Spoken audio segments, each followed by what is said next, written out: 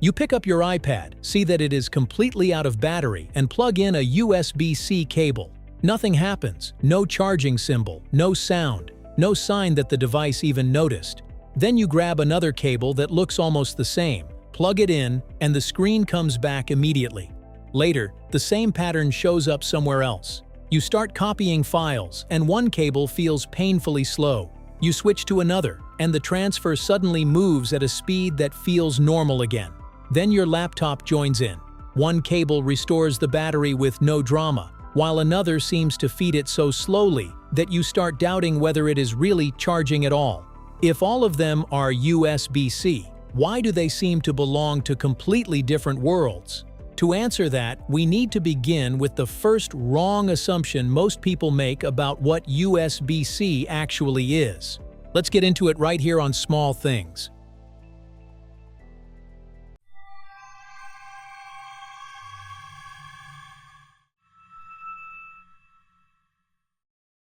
USB-C tells you less than people think. A lot of people talk about USB-C as though it were the name of one complete system. Once the plug looks the same on everything, it feels natural to assume the experience should also be the same. Same connector, same performance, same charging, same functions. But that is where the misunderstanding begins.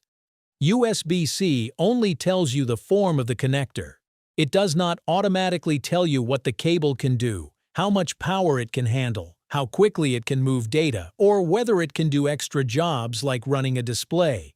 That is why this topic becomes confusing so quickly. The cable fits, which makes it look correct. And when something fits, we instinctively assume it should do the same work as the last cable that fit. But the truth is not written on the outside. The real difference comes from the internal design, the standard being supported, and the specific tasks that cable was built to handle. Once that clicks into place, the next question naturally follows. If USB-C is only the outer form, then what is actually deciding the result? The plug is the shape. The standard is the ability. To understand the problem clearly, it helps to pull apart two labels that often get blended together. The letters describe the connector itself. Type A is the old rectangular plug people have seen for years. Type B is the larger, boxier one once common on printers. Type C is the smaller, reversible plug that now appears on phones, tablets, laptops, and accessories. The numbers describe something else entirely. USB 2.0, USB 3, and USB 4 are not different plug shapes. They refer to different levels of performance, especially in how data is carried. One easy way to picture this is to imagine that the connector is the doorway, while the standard is the road waiting behind it. Two doorways may look exactly alike, but one may open onto a narrow side street while the other opens onto a wide highway. That is why two USB-C cables can appear almost identical while behaving very differently. One may be enough for simple charging. Another may be built for faster transfers, external displays, docks, or heavier workloads. And that difference matters much more today because a cable is no longer expected to do just one small, simple thing. One port ended up taking over too much. In earlier USB years, the role of a cable was easier to understand. It provided power so something could charge, and it carried data so files could move from one device to another. That was usually all anyone expected. USB-C arrived in a different era. By then, one port was being asked to replace several older ones. The same socket might charge your phone, power your laptop, connect an SSD, run a dock, and send video to a monitor. Once one port starts doing the work that used to be spread across several separate connections, the cable attached to that port stops being a generic accessory. Some cables are made for simple everyday jobs. Some are built for speed. Some are made to handle more power. Some are designed to manage several of those demands at once. So the issue is not that USB-C is a bad design. The deeper issue is that it looks clean and simple while representing something much more complicated underneath. So what is actually changing from one USB-C cable to another when the outside appears the same? Same shape, different construction. The biggest difference is also the easiest one to miss. Not all USB-C cables are built the same inside. Some are designed mainly to deliver power. They may transfer data too, but only at a basic level. That can feel fine until you try something heavier, like moving a large folder, connecting a dock, or driving an external monitor. Then the cable reveals that it was never really meant for that kind of job. Other cables are built with more internal data lanes, which allows them to move information far more quickly. Some are designed not only for charging and file transfer, but also for video output and accessory support through docks. This is what makes USB-C so irritating in real life. The plug goes in. The device responds. Sometimes charging even begins. That creates the feeling that you picked the right cable. But then the display never lights up. The transfer speed collapses, or the battery creeps upward so slowly that the connection barely feels useful. That is what makes it deceptive. The cable looks right before it reveals that it is wrong for the task, and charging becomes even more confusing, because power over USB-C is not as simple as sending electricity straight down a wire.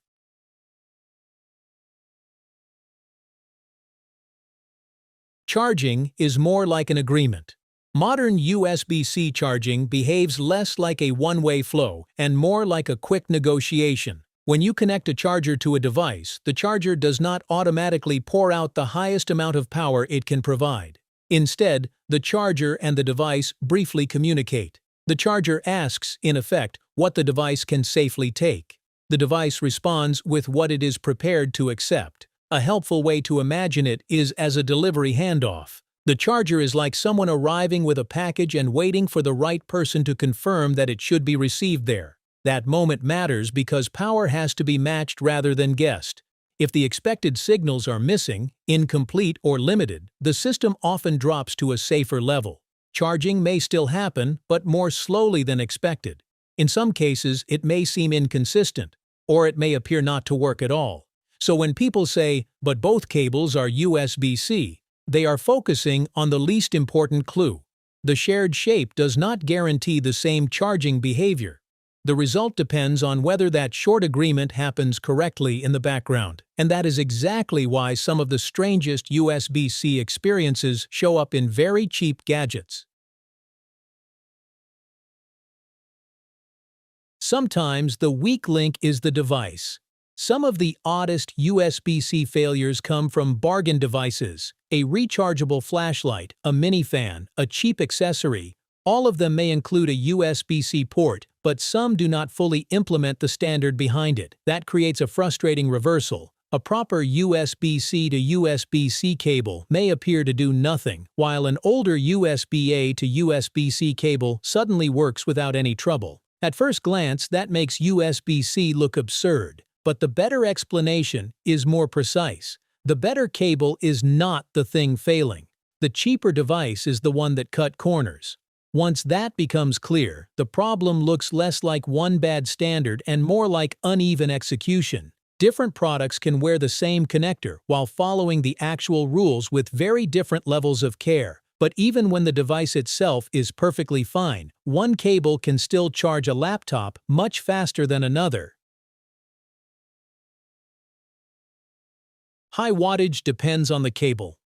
Laptop charging adds another layer to the story. At higher power levels, the system is not only evaluating the charger and the laptop, it is also evaluating the cable in between. That is because more power means more current, and more current means more heat. Before a charger is allowed to send higher wattage, the system wants confirmation that the cable can safely carry that load. Some better cables can provide that confirmation. In simple terms, they contain a kind of internal identification that says they are approved for heavier work. If that confirmation is missing, the system becomes cautious. The laptop may still charge, but at a lower rate, even when the charger itself could have delivered much more. Phones add another complication. Power delivery is the shared language across many devices, but many Android brands also use their own fast charging systems. That is why the biggest charging numbers often depend on using the original charger and cable together. Mix different brands and cables, and the phone may still charge, but often at a slower speed. At that point, the pattern becomes obvious. The connector shape creates confidence, but the actual capability still has to be confirmed.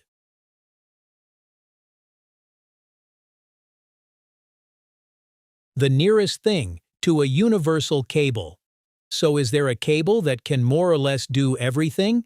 The closest answer is yes, but it is not the random cable sitting in a drawer with no label on it. If you want one cable that can charge a laptop, move data quickly, support docks, and handle displays with less frustration, it needs to be clearly rated for both stronger power delivery and newer data standards. That is where better USB4 cables begin to stand out, and where Thunderbolt has earned a reputation for being stricter and often more dependable. There is, however, a trade-off. The more capable the cable becomes, the less friendly it tends to be with long distances. Fast signals do not travel happily forever.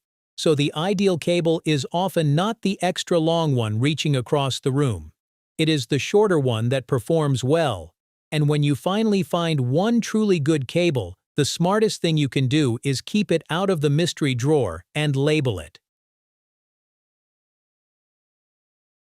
The cable is not misleading you. Your eyes are USB-C did not become confusing because it failed to simplify modern devices. In one sense, it simplified them so successfully that it encouraged the wrong assumption. We keep seeing the same connector, and our brains attach repeated meaning. Same plug, same function, same result. That shortcut feels sensible. It is also the root of the misunderstanding. USB-C is a unified outer form wrapped around a very non-unified set of abilities. The surface was standardized first. The deeper layers never became fully identical. And that points to a larger lesson beyond cables. Many everyday things look completely standardized when only the visible part has been made uniform. The hidden part still contains limits and differences that only appear once something stops behaving the way we expected. So before blaming the charger, the cable, or the device, it helps to remember one simple rule. The same connector does not guarantee the same function. That is why USB-C feels so modern and so confusing at the same time. It is smaller, cleaner, and more convenient than the older world of bulky connectors and separate ports. But the price of that convenience is that one small oval now has to stand in for many different speeds, power levels, and capabilities. So the next time a cable fits perfectly and still refuses to do what you expected, it may not be random at all. It may just be one more reminder that modern objects often hide their complexity behind a very simple surface. If you like this kind of simple but surprising explanation, subscribe for more. And I want to ask you something. What is the most confusing USB-C moment you have ever had? A cable that would charge but not transfer? A device that worked with one cable and failed with another? Or something even stranger? Tell me in the comments.